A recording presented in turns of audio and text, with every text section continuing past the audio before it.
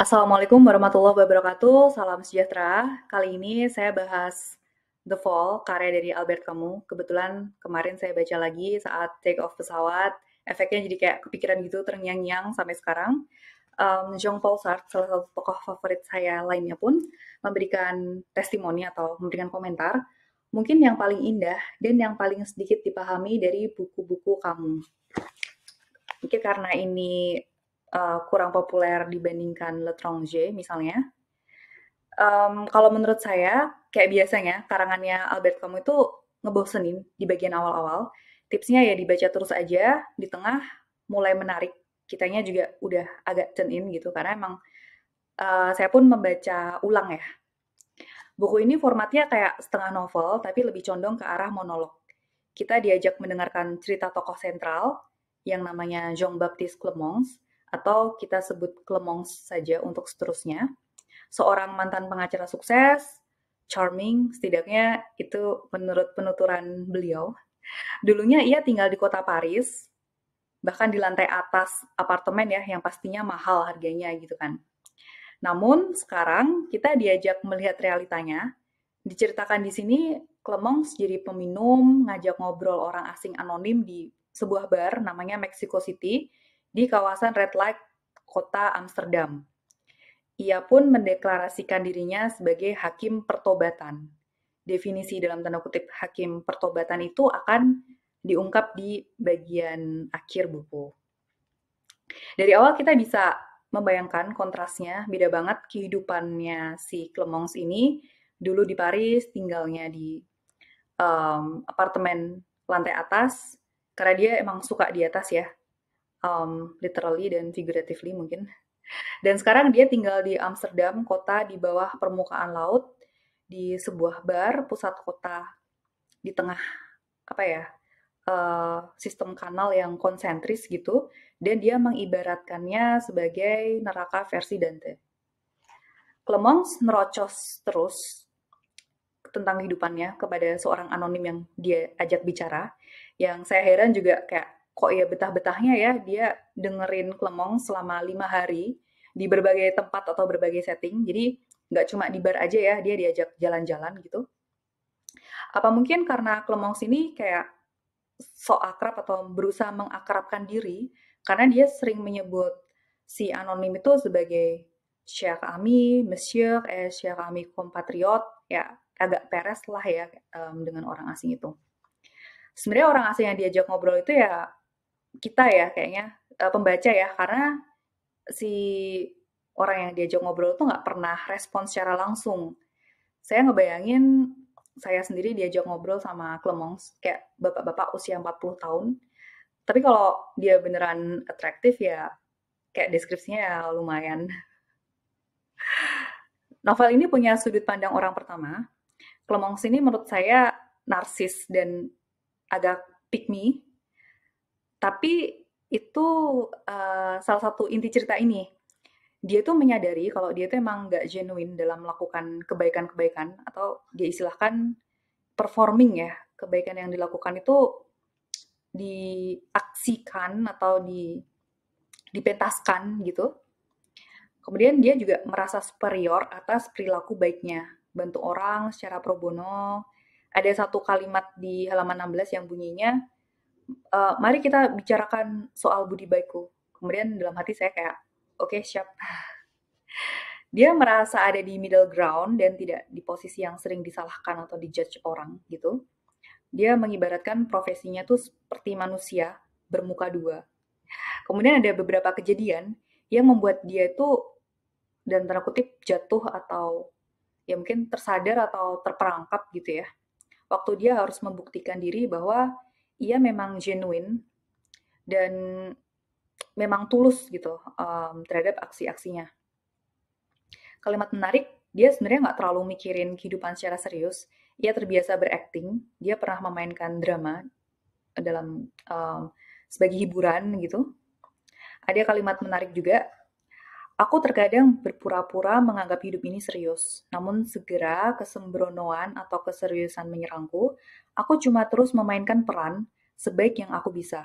Aku bermain seefisien mungkin, menjadi cerdas, berbudi luhur, anggota masyarakat yang baik, dan seterusnya.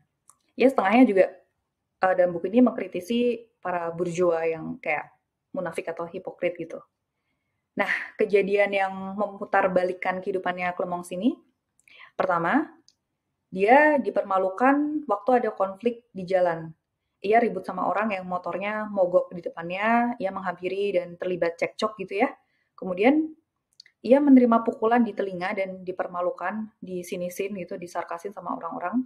Ini kayak sebenarnya relatable sampai sekarang gitu ya, kayak eh, yang viral-viral di jalan itu kali ya. Selanjutnya, salah satu kejadian yang penting, dan ini menurut saya terpenting gitu ya, ada di halaman 58 tentang wanita yang bunuh diri. Waktu itu malam di bulan November, ada wanita yang bunuh diri melompat dari jembatan dan si Clemence ini nggak melakukan apa-apa untuk menolong wanita itu.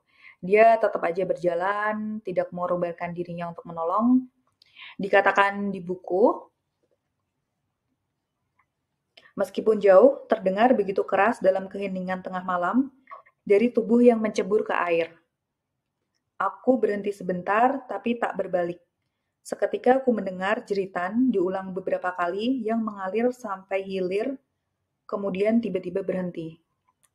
Jadi dia dengar ada splash air, dia dengar ada orang jatuh, kemudian dia dengar ada jeritan, tapi dia nggak menolongnya. Dia melepaskan tanggung jawabnya dengan nggak mau tahu apa yang selanjutnya terjadi. Kayak wanita tuh mati nggak ya? Dia nggak baca koran berhari-hari.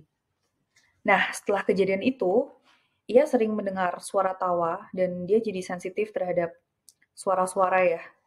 Ada masa-masa dia khawatir dia ditertawakan dan ada masa-masa dia khawatir itu tuh kayak suara wanita tersebut gitu.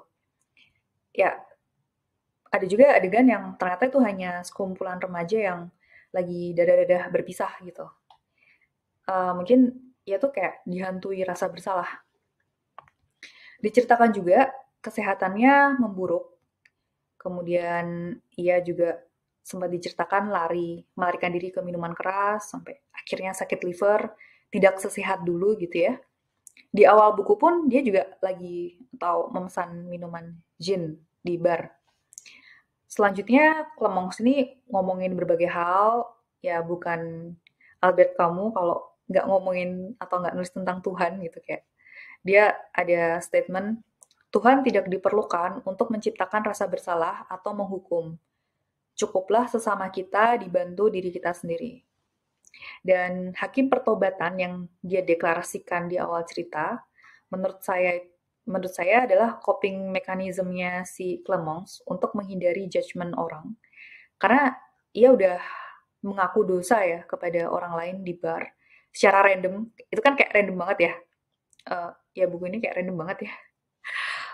Jadi kayak, oke, aku udah ngakuin semua keburukanku, kamu mau ngapain nih? Kalau mau ngejudge ya, aku udah ngelakuin itu kok, gitu. Ya, karena dia udah ngerasa mengaku dosa, nggak munafik gitu ya, dia merasa bisa bertindak menghakimi perbuatan orang lain.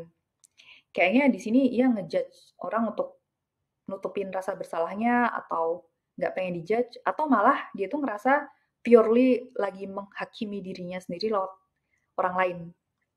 Nah, yang paham mohon bisa koreksi ini atau nulis jawabannya di kolom komentar. Perubahan hidupnya juga jadi sorotan ya di buku ini atau novel ini. Setting ceritanya yang tadinya di Paris, kemudian di Amsterdam, padahal kotanya cantik ya, tapi digambarkan suram gitu.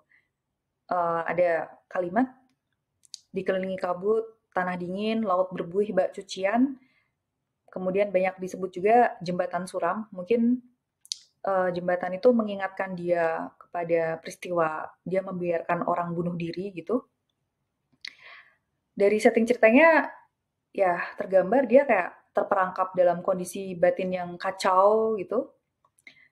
Dan saya jadi mewajarkan dia tuh kesel sama Amsterdam atau dia kesel sama kota itu dan agak-agak rasis ya bahkan ya.